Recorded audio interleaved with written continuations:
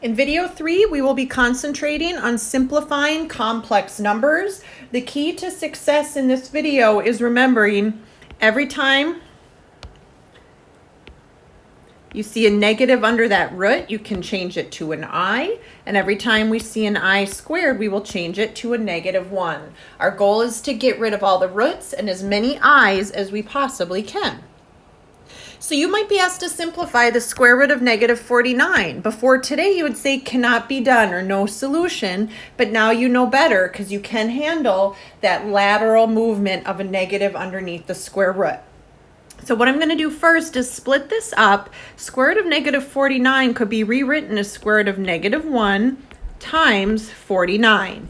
I could split that up even more as square root of -1 times square root of 49. Well, we now know square root of -1 gets replaced with an I. And what's the square root of 49? Well, it's plus or minus 7. So to rewrite that more properly, I'm going to say plus or minus 7i. So the square root of -49 simplifies to plus or minus 7i.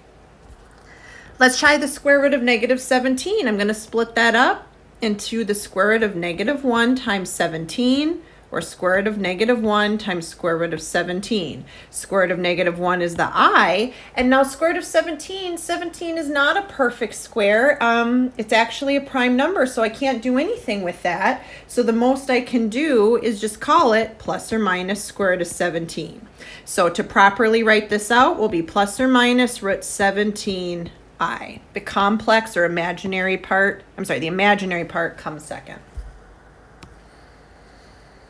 Let's try one more of this nature. Square root of -12. Before you would say, I can't take the square root of a negative. There's no solution. But now you know better that you can. I'm going to rewrite this as square root of -1 times square root of 12.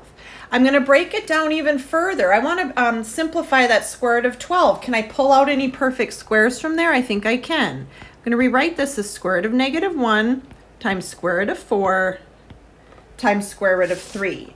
When I look at that, I know, oh, square root of -1, I now know that that becomes I. I know square root of 4 is a plus or minus 2, and then I can't do anything with that square root of 3, so it'll just stay square root of 3.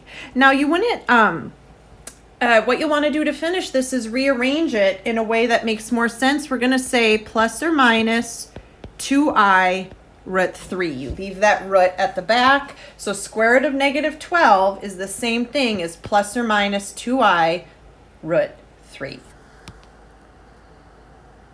The last slide for this video is just how can we simplify? Can I do anything to break down I to the 4th or I to the 5th to try to take out some I's? Well, I look at I to the 4th and I can rewrite that as I squared times I squared, and that rings a bell for me because what does I squared equal again? It equals -1. So this actually simplifies to -1 times -1, which is just a 1. So I to the 4th could be simplified to 1. How about I to the 5th? Well, I think that could be I squared times I squared times I to the 1st, or just I. Well, we know I squared is -1. I know I squared is also -1, and then the I just stays there. So -1 times -1 is 1. So I really end up with just I.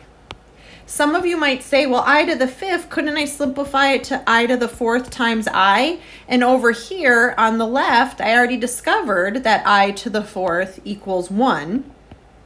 So isn't that a faster way to get my answer of I? And I'd say absolutely. That sounds great.